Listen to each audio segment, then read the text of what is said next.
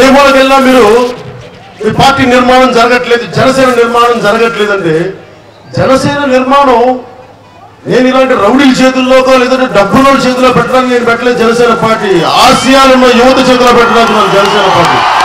కష్టం ఉంటుంది, నష్టాలు ఉంటాయి, కాలం పడుతుంది, టైం పడుతుంది, కానీ తీసుకోవడానికి వచ్చాను.